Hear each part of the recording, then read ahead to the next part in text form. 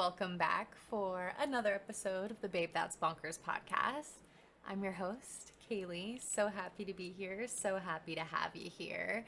It's been a little while since I've recorded. I've been trying to give myself more grace with the timelines of everything. I really want to be putting out weekly episodes, but this is not my full-time job. This is a hobby of mine, and I as much as I want to, I just can't always prioritize it, especially as a girl with so many other hobbies that I do want to give a good amount of attention to. So in lieu of an episode last week, I started working on a gardening vlog for the month of May. It's chunked up, kind of like each work day I had / week I spent in the garden or whatever, and I'm really excited about it. It is a project that I just got really excited about. Whenever I was working on it, I was just learning all these new things, just figuring things out. I haven't really recorded a vlog officially like that and put it together yet. It has been on my bucket list for so many years now, and I feel like I've been recording, practicing a lot for many years now to lead up to this moment, and it was just really cool to bring everything together. I had A-roll footage,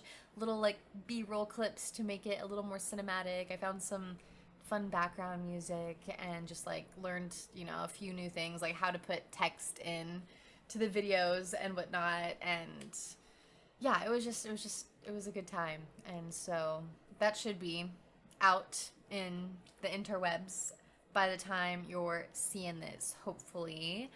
I encourage you to check it out if you enjoy gardening or just want, some good vibes to throw up in the background. It'll be linked below somewhere. It shouldn't be too hard to find. So, but that's been my focus. So I kind of let the podcast just take the back seat for a moment in order to give me the time and energy to focus on that project.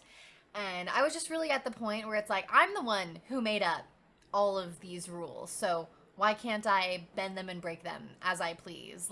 Yes, I should put out podcast episodes consistently in order for the algorithm to catch on to things and for it to grow better and find its people, the audience that I think would enjoy this kind of content. My goodness, golly gracious, the video is wonky. I need to figure this out. This is the thing I really need to figure out. It's just a recurring issue, the changes in tone in the lighting and stuff. Here, let's experiment. Is it because I'm wearing this light colored shirt? This is something I picked up thrifting, a linen just short sleeve button up type thing. Honestly, I've been buying a lot of clothes that probably come from the older women's side of the store and whatnot, but it was 100% linen made in Turkey. And it's just so light. I just thought it would be a nice top layer for out here in Arizona, because this is my at-home uniform for the most part, a little tank top, something that just keeps me cool, because the summer here is so hot. At this point, we have entered the hundreds and tens and whatever. The summer really snuck up on me. It was cool for the first chunk, but now we're at the toasty part, and this is just my new summer uniform because I picked up a bunch of cotton, linen type button-up things to go over all of my little tank tops and stuff, so I can be comfortable but still be protected from the sun, or something easy to throw on if there's lots of AC in a building that I'm at, or I'm today I went for a job interview, so I obviously wanted to cover up more than wearing a spaghetti strap tank top, but I also wanted to be able to stay cool because it is 111 degrees outside. So that felt like a nice compromise, you know what I mean? So I have a bunch of these short sleeves and long sleeves that are just natural fibers was my rule last time I went thrifting. So maybe I'll do a thrift haul now that I'm on my vlogging grind and whatever. But that was a tangent. Hopefully, maybe taking out... See, I feel like the video's not changing colors the way it was before. So maybe this experiment will work. Maybe I just can't wear a dark shirt and a really light shirt at the same time. I feel like the lighting in the house is just also not ideal, but this is just where the desk could go. We have 2 rooms, this is the corner where everything fit. So this is the way things are. So eventually someday I'll have more ideal lighting. I feel like I was talking about something much more important before I got onto that video tangent. But anywho, either it'll come back to me or it won't. But for now, let's go ahead and have a little beverage, shall we? I have a lemon lime Olipop today. It's my go-to flavor. How can you go wrong with little Sprite vibe? I also really love their ginger ale, like more than regular ginger ale. I feel like it's just extra gingery in a really good way. Super tasty, but my partner prefers the lemon lime as like a neutral flavor, so that's what we've been going with. Also really love the cream soda. That's one that my partner and I get in like the bigger boxes because we both really like it, versus like he really likes the grape. The grape's all right to me. It's not bad, but he loves grape soda. And I, on the other hand, love like their like cherry cola. He hates cherry soda, so those we'll buy in like little one-offs. So all to say is that eventually I will have different flavors of Olipop, just not today. We're just rocking with the lemon lime again. So let me just get on with it.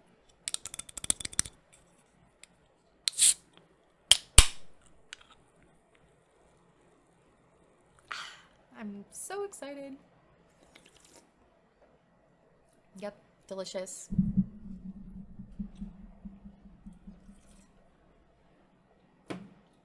I hope you grabbed a beverage for yourself as well. You deserve it. It's the summertime. We have to stay hydrated. You know what I mean? Can't be getting heat stroke, passing out, whatever, out on the town and all that jazz.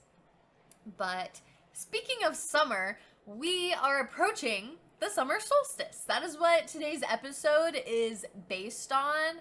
I did indeed miss one of the pagan holidays back whenever I was seemingly mentally unwell and skipping episodes, so maybe next year we'll come along that one. But this one is called Litha. It is around the summer solstice, the longest day of the year, shortest night of the year. And yeah, I always think the solstices and equinoxes always sounded very intriguing as a kid. I think I maybe mentioned at the wintertime one, like I always wanted to like have a bonfire and burn New Year's resolutions and shit like that as a child. I never really did it, but that's always been like the vibe I've been going for.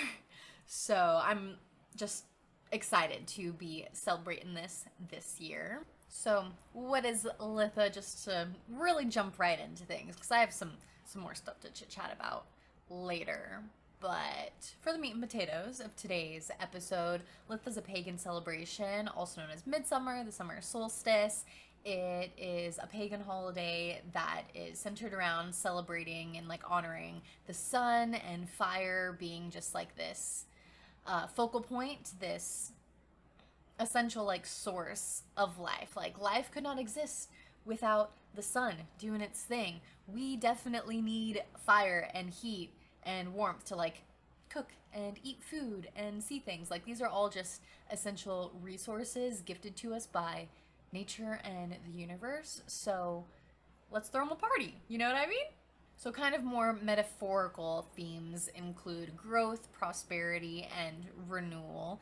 I feel like these have also been mentioned in previous holidays, but I think that's the whole gist with like the pagans and whatnot. It's just like everything's rooted in nature, everything's a part of the cycle. So we're just gonna like highlight this different component of it as it feels relevant, as like nature like makes it the focal point kind of thing. Like of course we should honor the sun on the longest day of the year where it is just the most present and whatnot. Like it's the sun's day, you know? As far as like celebratory colors go, it talks about gold, which I feel like checks out with the sun and whatnot, in addition to blue and white, reflecting or representing the sky and its clarity, and white representing, you know, purity and the high energy of the sun. At first I was like, oh, gold, blue, white, sun, sky, clouds, but no, nay. White does not represent the clouds. White represents the sun's divine masculine energy. There are also a few different crystals, scents, and stuff that are listed on the Busy Pagans blog. As usual, that's my go-to reference for these pagan celebrations, and will be linked down below if you're looking for more in-depth information and whatnot. I did think it was fascinating that Litha was referred to as a favored time for love magic and sacred unions, you know, essentially like weddings, marriage, that kind of thing. And right now, at least according to my Instagram and all the girls from my hometown / sorority, it's wedding season. It is upon us. It started, I want to say, like April, May, and it has been just rolling weekend after weekend. Everybody's getting hitched. Lots of love in the air. So whenever I was reading about this on the blog, it just felt super relevant and like eerily weird. I'm like, is that why people often have like weddings like during this season? Is it just because everyone always knew that it's when like the best weather was to some people at least? Or is this just like, you know, something that's just like unknowingly been like passed down for like tons of generations? Who needs to put a number on it? The way it was celebrated in the past was with bonfires. Maybe seems a little counterintuitive since the day is most likely hot. Why are you going to need a fire kind of thing? But hey, we got summer barbecues, you know? But it was more than just a spectacle. It was a very spiritual act for the pagans back in the day, you know, just doing it to kind of like bolster the sun's presence, you know, fire here, fire up there, you know, connecting the energies, so to speak, in order to like secure blessings, to like have an abundant harvest coming ahead in the fall. It also describes the summer solstice as a time of balance as well as anticipation. It, you know, represents that climax, that peak of light, and therefore like lets us know that like darker, quieter days are, you know, lurking within our future. Not in like a negative way, but once the longest day happens, you know, the days are just going to get shorter after that. So, you know, everything's going to start winding down, at least according to nature. And like I mentioned before, you know, it's just a reminder of that ever-spinning cycle of life and all that jazz. Some cute little traditions and, you know, customs, whatever that it suggested, were bonfires, like I mentioned before, as well as watching the sunrise. I feel like the sunset could also be a good one, or why not both be present for the entire length of the longest day? Maybe we need more sleep than that, but maybe we don't. That's something I've really been thinking about, is like, do we need more sleep in the wintertime? Is that why the days are shorter? Because like before there were like clocks, we kind of just referred to the sun to like let us know where we're at in the day. So if like sunrise is when we're supposed to get up, and then it's like in the middle, high noon in the middle of the day, and then, you know, sets right before we're supposed to go to bed, should we just embrace that we have like more time, the summer days are longer so we can accomplish more kind of thing, and that the winter time we are supposed to be resting a bit more, and that's why the nights are longer? Not too sure. So, but I personally feel like I do have more energy. Like it'll be 7-8 o'clock and it's like, okay, I'm not ready for bed yet because the sun's not down. Like the day's not over yet. You know, we can still squeeze in a little activity. You know what I mean? Another adorable like tradition suggestion it gave was creating a floral wreath or garland, just as, you know, a nice way to celebrate the season. I don't know about you, where you live. Maybe comment down below if you still have flowers blooming in season. For us here in Arizona, you know, flowers are going to be blooming all the way throughout October until, you know, things get really, really cold. So that is something that is wonderful about living in the desert, despite it being so hot. But we're in like not the midst anymore. We're like finishing out the saguaro bloom season at the moment. But you know, it's mid-June and a lot of plants are still acting like it's spring, which is really cool because other plants, different ones, haven't also acting like it's spring since February. So nice long floral season. Good time to pick some flowers, make a wreath or garland, celebrate the solstice, right? As far as the lore of Litha, the summer solstice, goes, there was a little blurb about the Stonehenge alignment.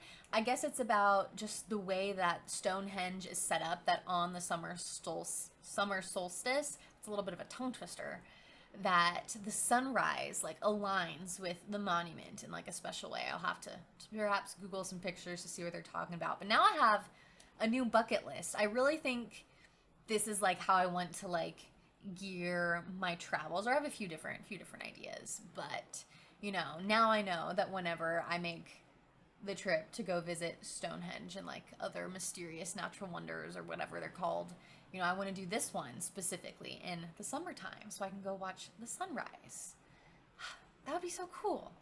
But another little lore story it went through was the enigmatic Green Man. I don't know a ton about this. It very briefly describes it in the blog. So if that's something that you know about, please comment below. Or if it's something that you're interested in learning about, you can go ahead and, click the link like I mentioned before, or do what I'm going to do and deep dive further into a location. I'll just link what I find later. I'm going to go do more research. I'm just going to do it now, and I'm going to add it to the podcast, so I do it later. Enigmatic Green Man. Okay, this is quoting AI from Google. The Green Man is a figure found in folklore and art, often depicted as a face surrounded by or made of leaves, symbolizing rebirth, nature, and the cycle of life, death, and renewal. Okay, I mean, that's like essentially what the blog said, but I wanted to know like a specific story. Yeah, I don't know, I guess not much more than that, but like I said before, feel free to add a little something to the story if you're feeling. I guess perhaps opposite of like, what is it, Halloween, whenever the veil is like the most thin between, the different realms and whatever. On this day with the most light, there is like the highest potency of magical energy in the world and whatnot. So the fairies and other enchanting spirits of nature are the most active apparently during the summer solstice. I think this is adorable lore. The blog essentially suggests, making like a little altar, coming up with different like offerings for the fairies and reaching out to them for assistance in different aspects of your life. Some like examples it gives is like fertility, protection, inspiration, that kind of thing. To me, it's just like the adorable nature version of praying, which I think it's so interesting how the Catholic Church like adopted so many of these like already present ideologies, like presenting offerings to an altar, to some sort of mystical energy to like hopefully like gain some like something with hopes of like receiving that love back in like a different way from the energies of the universe and whatnot. And that same concept can just be like taken and you can change the nouns and the adjectives, but like the concepts all stay the same. Like there are still offerings brought to altars. There are still different, ideas, people, the saints and whatnot that you pray to for different things, like Saint Anthony if you lose something. And that's honestly the only one I know. I know the other saints have like different things that you pray to them for, but my grandma only ever prayed to Saint Anthony because she was just always losing stuff. Keys, only St. Anthony knew where they were. But I just think it's so interesting that if in the Catholic Church, you said that you were like praying to fairies and offering them things, you would get like excommunicated or whatever. And I guess in modern day, you kind of seem like silly, but it's really not that different. It's just, being intentional with your own personal effort and energy and, having specific intentions and different like kind acts that you're trying to do, kind of thing. I don't know. I find it all quite interesting, but there is a lot more about the fairies if you want to deep dive later, but for now I'm going to move on and just mention a couple of the different deities that are apparently relevant during the summer solstice, midsummer time. I think it's really wonderful that the blog mentions, different mythologies. So the first one is Ra, the Egyptian sun god. And from Greek mythology, we have Apollo, the god of light. And from Norse mythology, we have Baldur, the god of light and purity. I believe this goddess has been mentioned before as well, but Brigid is the Irish goddess of fire and fertility. Going back to Norse mythology as well, we have Freya, the goddess of love and fertility.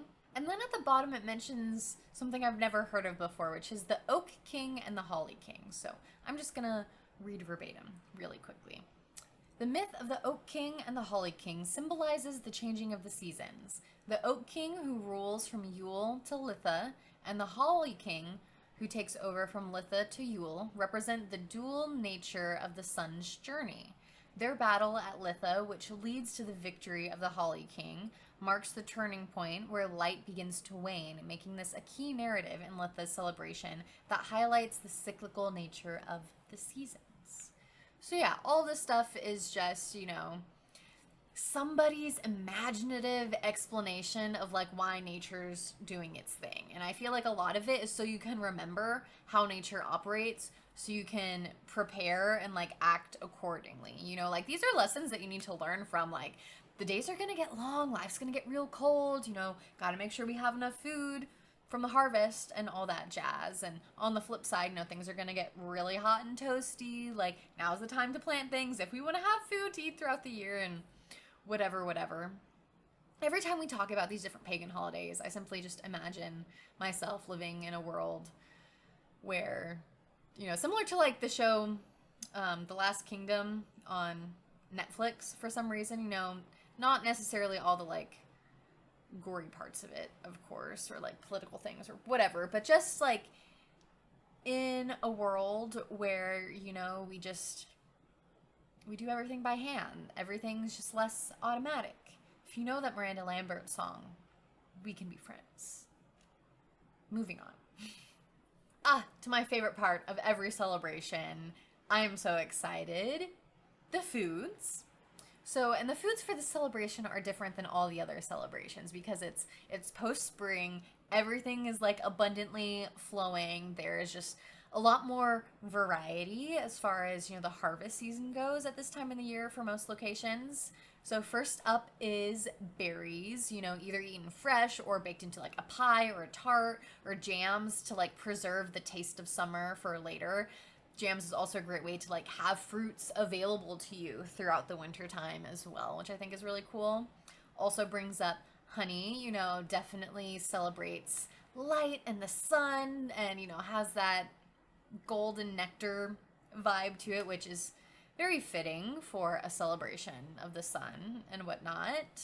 Also is probably like logistically like harvested and processed at this time. I'm just thinking of like growing up, I worked with my dad a bit in the almond orchards at our like family farm and all that jazz. And for a time we were like keeping our own bees, and it was actually really, really cool. But you need the bees to pollinate the almond field so they can, bear fruit and all that jazz. Oh my goodness. I feel like every podcast episode I become fixated on some sort of filler word or phrase, and this one's all that jazz.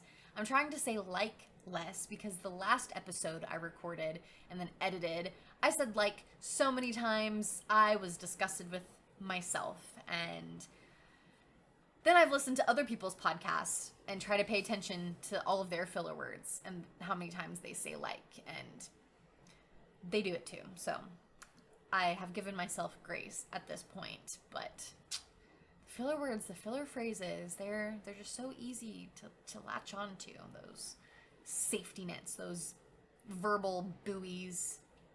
Anywho, in regard to the bees, whenever I worked in the almonds and stuff, it was a springtime, early February, March is whenever everything would bloom and the bees would be doing their thing. And then after that, the trees would start bearing fruit. So you could harvest, early fall-ish, give or take. But now the bees have done their thing, so they've already made all their honey. So it makes sense that it would be readily available for a midsummer celebration. Next up, we have mead, which is a honey wine, and I've only ever had it maybe twice. I feel like the second time it wasn't legit, or it was just different. It wasn't as great of an experience. This would honestly be a really great thing to like buy to celebrate. I just think my partner and I would really enjoy it.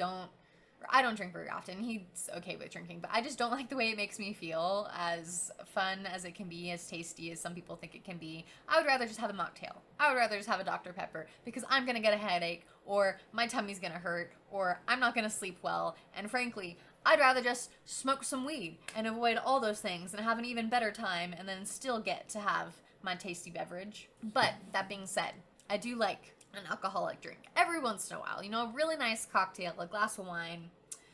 I had some craft beer whenever we walked to this like pizza joint that actually tasted really, really lovely. It did make me feel icky, but it was worth it because it was a fun date and all that jazz. So I feel like having mead would be a really fun, easy way to just celebrate the solstice this year. You know, all we have to do is go pick it up, pour it out. Ta-da! Celebration in progress. But the first time I tried mead was whenever my dad first got into brewing beer. He's a part of like a home brew club now. He's like super duper into it. Honestly, I really liked the beer that he made last time I visited. It was super duper fresh and fruity and light and crisp. It was really delicious. But my dad made mead once whenever he was like in the midst of everything, and I thought it was really cool that he let me have a sip because I wasn't 21 yet, and I grew up in a pretty traditional like type household, so that felt very like cool because it was taboo type thing, and it was delicious, like so good. The other time I had mead was the time my partner picked it up, and it came in this like really cool, you know, vessel, jar, jug, what do you call this thing? Bottle. It's called a bottle. But it had this like cork in it on top, and I think it was like Odin's mead or something like that. But it did not taste good. It was like very alcoholic, super alcohol-y tasting, less honey tasting, more wine, whatever. But I do think that that's just interesting that it was like based on Norse mythology, especially like doing all this reading that like mead is referred to as the nectar of the gods and is often consumed during the midsummer solstice, whatever. So I don't know, just funny revelations, funny connections, whatever. I just think it's funny that it was a Norse mythology themed bottle, and in Norse mythology the mead is actually a part of like a celebration with intention, you know? Something I wouldn't have figured out if I weren't learning about all the pagan holidays and all that jazz. Just would have thought that it was really strong mead. The blog also suggests, you know, herbs and fresh vegetables at this point in the summer. You know, most fruits and veggies are just, you know, thriving at this time, so there should be a lot of variety, you know, enough to throw together a salad, do something on the grill, whatever you're feeling. It also recommends fire roasted food, so that's like a 2-for-1 if you're having a little bit of a barbecue. Excuse me, I was not just crying, I was just choking on air because apparently I forgot how to human for a second. But I do think it's funny that the blog talks about sun-shaped foods as well. This is where I'm like, is this how they celebrated back in the day, or are we just like looking for more stuff to throw into the blog? But either way, who cares? Let's just have fun with it. It suggests, you know, circular fruits like oranges and stuff like that to like put. I feel like that could also be like a nice decoration, but I also feel like oranges aren't thriving in the summer. Like they're more of a winter fruit and whatnot. So I don't know. That's interesting, but you know, making cookies or pastries, bread in the shape of the sun, I think is also like a really fun idea. And to finally list a few simple, easy ways to celebrate in your own way. Here are just a few ideas. You know, we talked about greeting the sunrise. I feel like the sunset is also super fair in that regard. Lighting a bonfire, as you mentioned before. It brings about going for a swim, which I just feel like that sounds so nice. That's the one thing I miss most about home. Like, growing up in California was just being so close to the ocean. Everyone I knew had a pool. Here I have to go to the gym to swim, and it's not the same, you know? But that sounds lovely. It also suggests having a picnic, you know, enjoying your midsummer feast under the sun. Wear your sunscreen if you're going to do that. I will not be doing that unless it's like early morning or late at night. But my midday lunchtime picnics are over for the time being until October, probably. It's too hot. Unless I'm doing like hot yoga intentionally, I'm not going to go outside in the middle of the day. It's AC time. Also suggest hosting a barbecue. I feel like that's like the feast bonfire, a lot of things. Like a 2-for-1, a 3-for-1, however you want to look at it. I just feel like the summertime's also really nice for a barbecue. Another one is either planting some sunflowers or visiting a sunflower field. I have sunflowers. I meant to plant them months ago, but I got too many projects going in the garden and I just didn't get around to planting any of my seeds or my strawberries, which I'm pretty bummed about. But I've been working on some flowers, some geraniums, wool flowers. I want to call them woolly tails every time because they would be such a cute little tail. That's such a weird sentence, but I've been working on those. We've got some aloes. We've got a really scared watermelon plant as well.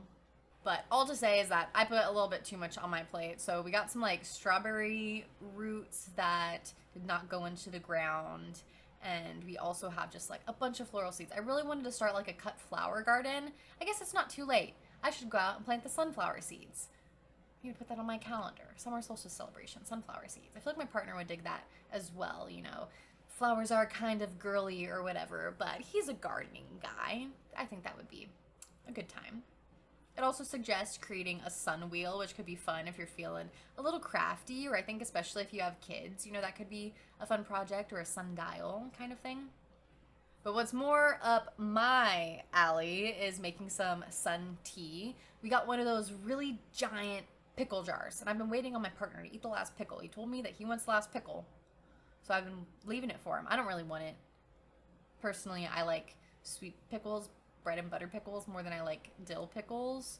It depends on the recipe, the meal at the end of the day. I'll eat all of them. I do like most pickles, but he said he wanted that pickle. It's the last one. It's this huge jar, and he said afterwards, I'd like you to put it in the window and make some sun tea, because, you know, he's a Midwestern boy. He's not like a Southern boy, but I feel like the Midwest and the South kind of have like similar-esque vibes, different from the coasts, you know, and West Coast and East Coast are also very different, I have deduced.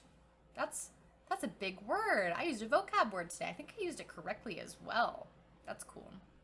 But see, and my thing is, I don't know if it's going to be a pickle that the jar had pickles in it, because is that going to like overpower any other flavor that goes into it? Because once I had like a little garlic jar that I tried to reuse, and I could not get that garlic smell out of it, and I feel like pickles could be very similar, but it is such a nice big jar. It would be great to like make tea in, you know?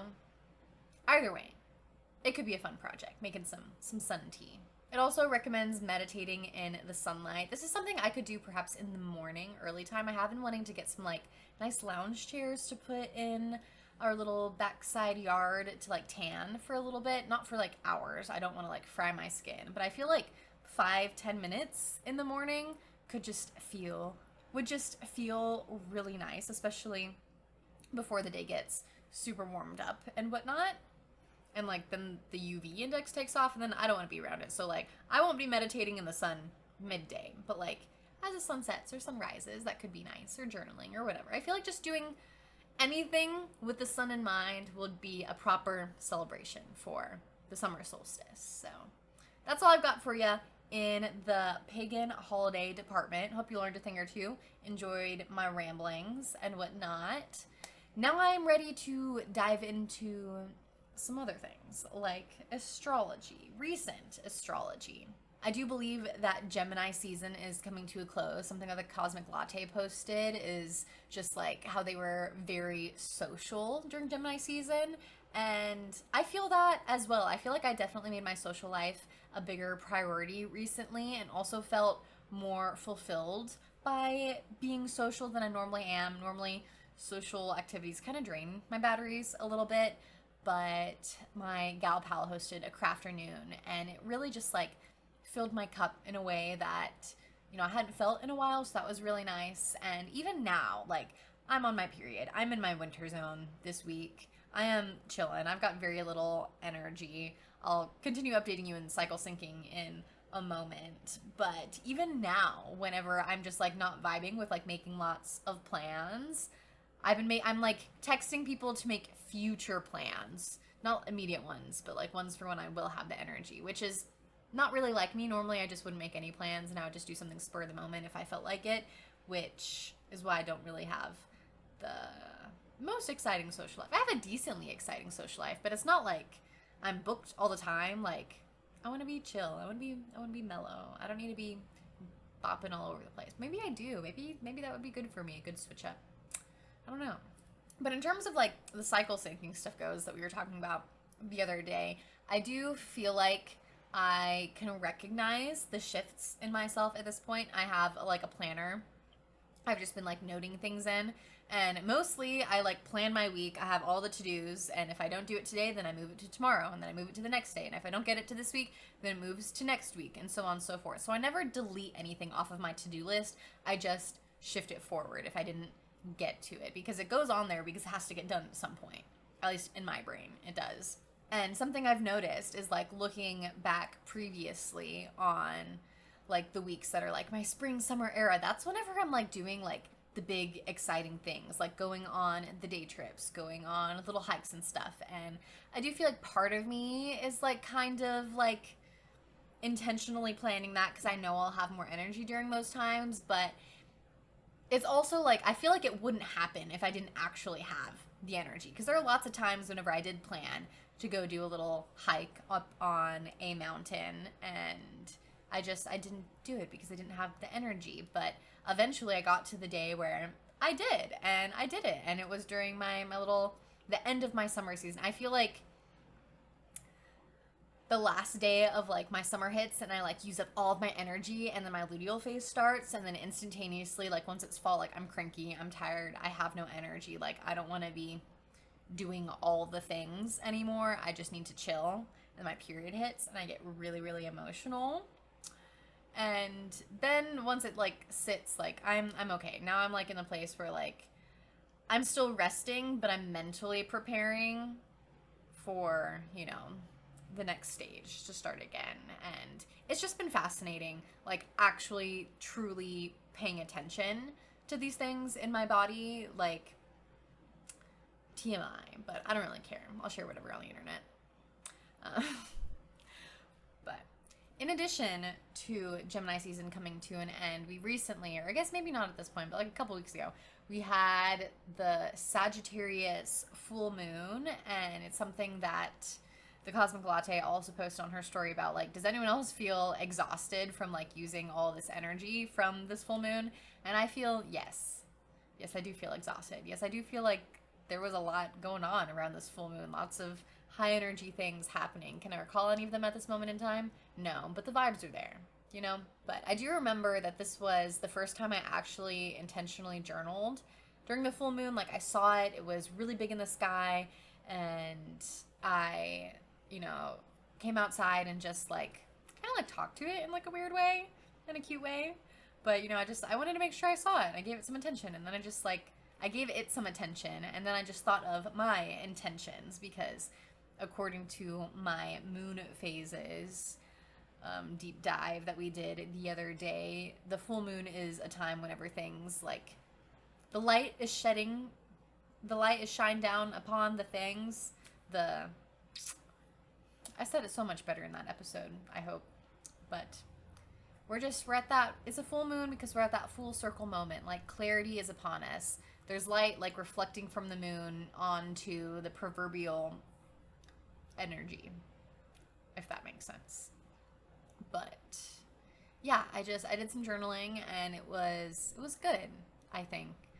I'm gonna try to keep that up. I think that that's just like a really easy, doable practice, and I think that like letting the new moon and full moon like hold me accountable to my journaling, because that is something I have personally fallen off of recently, and I have felt the effects of that as well. But I can let the moon hold me accountable. Like, it's the full moon, okay, gotta break out the journal, do a little sesh. Okay, it's a new moon, let's break out the journal and let's do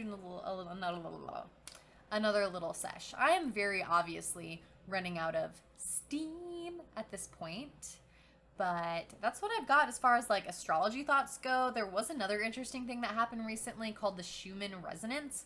Was that like a crazy high frequency? I don't entirely understand what this means, but I guess it's just like a part of like Earth's magnetic field, and like has to do with like whenever lightning's going off and there's like thunderstorms in the world, it like hits back in the atmosphere, and like they're just like microscopic vibrations or some shit that like we feel as humans. And so apparently like that was just like at like a record-breaking high or whatever, and like a bunch of people were getting like headaches and feeling nauseous, and I just thought that was fascinating and interesting.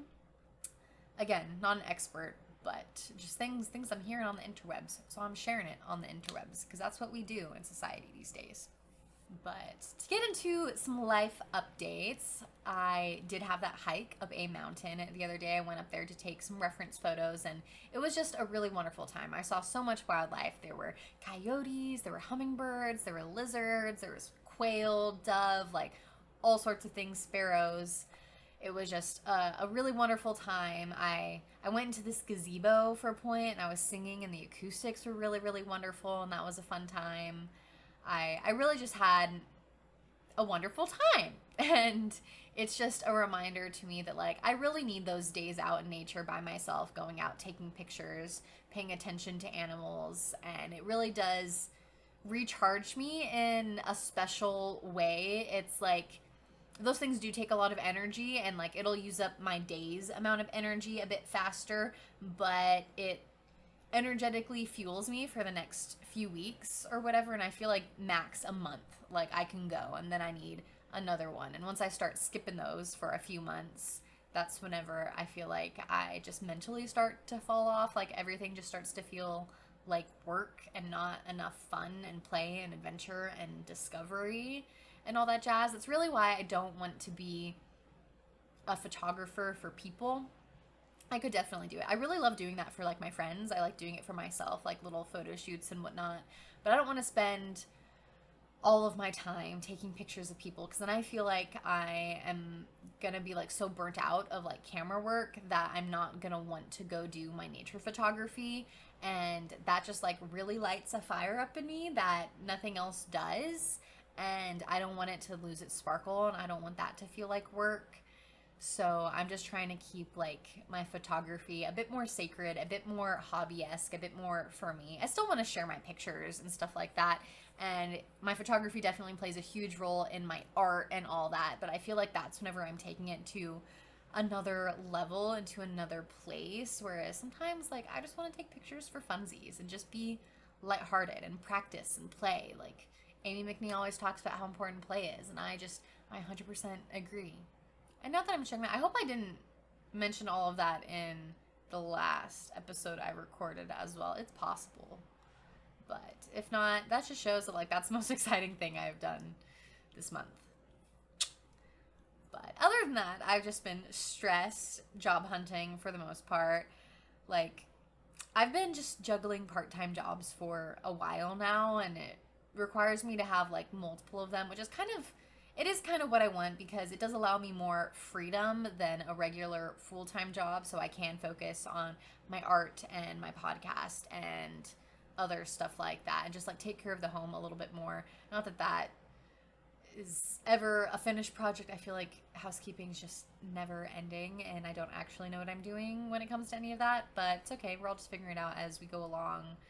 But I've just been job hunting, interviewing for jobs, trying to like ease the financial stressors in my life so I can actually like do stuff with my art. Like I feel like I'm trapped in this loop where it's like I need money to buy art supplies, to work on my art, to practice and make it better and create it and create things that are worth selling, or order prints that are worth selling and whatever else. Like I need money to make the art and whatnot, and I have the time to make the art, but because I have the time, it's because I'm not working, so I don't have the money to make the art. So now I just have this like all this time with like nothing to do. Not nothing, I have been filling it up the best I can, but the summer's just been really slow for work, especially down here in Tucson. It's not like Phoenix where it's like a big city. Tucson is mostly made up of the college kids from the University of Arizona and then the snowbirds. So once summertime hits, the town's population decreases immensely. So most businesses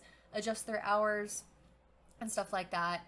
And a lot of people go from full-time to part-time, or just everyone's hours get cut, and it sucks all across the board. Everyone's just like, hang tight for the summer, but it's like bills still gotta get paid, people gotta eat, dogs gotta eat, life happens, whatever. So I've just been on that job hunt grind, and I think it's working out well, but I feel like I'm always in it kind of thing. Like I feel like I've been filling out job applications since the new year started, and it's exhausting, especially when so many of them are just like bullshit jobs I don't actually want to do, but I just could use the extra money in order to like make more art so I can actually do what I really want to do to make money kind of thing. I don't know. It's a really weird place to be, and I'm just trying to find the most like bearable work to do with like the best people to be around. And I do think that I'm accomplishing that pretty well, but it's just exhausting being financially stressed and then time stressed and whoever else. But if you're on the job hunts, if you're in a precarious place, just know that you're not alone and we're going to figure it out. We will. We'll look back on this time and it's going to mean something. Something I've been thinking about a lot, which I think will actually be the premise of next week's video, is just how everything happens for a reason. There's like a butterfly effect to everything that you do. And yeah, I feel like, I don't know it yet, but hindsight will be 2020 eventually. And we'll get into that more next week, perhaps. But the other life update I have that is a bit more exciting is that, again, like I mentioned earlier, is like I've really been honing into like vlogging. So I do have some gardening vlogs coming out, potentially some travel ones after I finish up those projects. I have a lot of content in the queue that I'm really, really excited about. And yeah, I'm pumped to share more of my life and to document more of my life in a really fun, artistic way. And if you're interested, I will be sharing that at some point with the people of the universe on the interwebs and all that jazz. So stay tuned. And Substack is something that I mentioned that I would probably have like an essay posted on previously, but I got too nervous, so I did not post the essay on Substack yet. I have it written. I think it's a good one. It's kind of about politics, and I feel like around election time would have been a decent time to have come out with that and whatever, because like tensions were high, but things were like a bit more relaxed. Right now things are just like too crazy, and I don't want to be insensitive. Like I'm trying to read the room with all of the different like ICE raids and protests and everything that's happening. So I put my Substack essay on the back burner for now because I'm scared of being attacked on the internet. So maybe someday I'll put out that one. But I do have a few other essays in the queue. They're just, my essays are turning into these really big controversial thoughts, it seems, and that really intimidates me to like share on the internet. But I also think that I'm like a really kind, pretty neutral, like very moral human being. So I don't think anything that I'm saying is like wrong. I mean, obviously, otherwise I wouldn't like think it and say it. But I don't know what kind of place I want Substack to be yet. I have all my podcast stuff on there. I want it to be fun and lighthearted, but I do also want it to be like my honest, genuine thoughts. So maybe I just need to buck up and share this stuff and see what happens, and probably realize that no one's watching. So I can like do whatever I want, and it doesn't have to be that deep. But I don't know, the internet can be a scary place, and I don't know, words are easier to lock onto, and you don't have like the tone of voice and inflection to get like the full vibes from the person who's sharing them. So I feel like it's easier to misunderstand people. And like I said, it's easier to read than it is to like listen to a podcast. Like if you're here listening to these thoughts of mine, you know, you probably don't hate me and want the worst for me. You're probably someone who, you know, feels similar things or just like has similar-ish-esque views, vibes towards life and whatever. So I'm a lot less intimidated to share my more raw, honest self on the podcast, I suppose. So we'll see where Substack takes us. But vlogs are definitely coming soon. And like, I actually mean it. It's legit this time. It's not like whenever I talked about those camping videos. It's for realsies. So stay tuned. I also have some other fun things in the works that are a surprise even to me. But the opportunity has presented itself. So we're going to go ahead and take it. So go ahead and come back next week to figure out what I mean by that. Maybe I'll share. Maybe I won't. Stay tuned. Only one way to find out, kind of thing. But I do think that's all I have for today's episode. I've been rambling for an hour now, so I think that's a good place to call it. We are, however, going to finish things off with a tarot reading. I've got my heart and hands tarot deck today because I'm pretty sure the last couple episodes I've used my other one. This is also the first time I've done tarot reading in a while. Like this and the journaling, I really need to get back to it. It really did help me for a while. And yeah, I've fallen off the wagon and I feel it, kind of thing. But anywho, no need to fret. Life doesn't have to be all stress all the time. Might feel like it, but it doesn't have to be. It isn't always. Anywho, today's card is the Two of Wands. So I'm going to go ahead and prop that up there for you if you want to go ahead and take a little look-see. But essentially there's like a snake that is turned into a hand that's like putting its palm up. And then the wands are making an X on it. Oh, and it seems like it's on like crossroads. Like this seems like a four-way stop of sorts. You know? There's also some like flowers, leaf, foliage type things up in there. But let's see what the little booklet says. Do do do do. Do do do do. Boo boo boo boo boo boo boo. Why are like marches stuck in my head? That's so random. Okay, Two of Wands. A serpent winds back and forth through a crossroads. Each path is planted with different flowers. Oh, they are different, huh? Show that up there for you. The creature's head transforms into a raised hand, perhaps halting, perhaps blessing. Two wands are crossed before it. This card suggests that there are obstacles in your path. You are at crossroads, but hesitant to take the next step. You may need time to assess the situation, consider your options, or refine your vision for your journey. You may be afraid that you'll make the wrong decision or regret the path not taken. Whatever the case, do not linger too long. I feel like this ties in really well to the whole everything happens for a reason kind of thing. It's almost like there's not a wrong decision. There's just choices.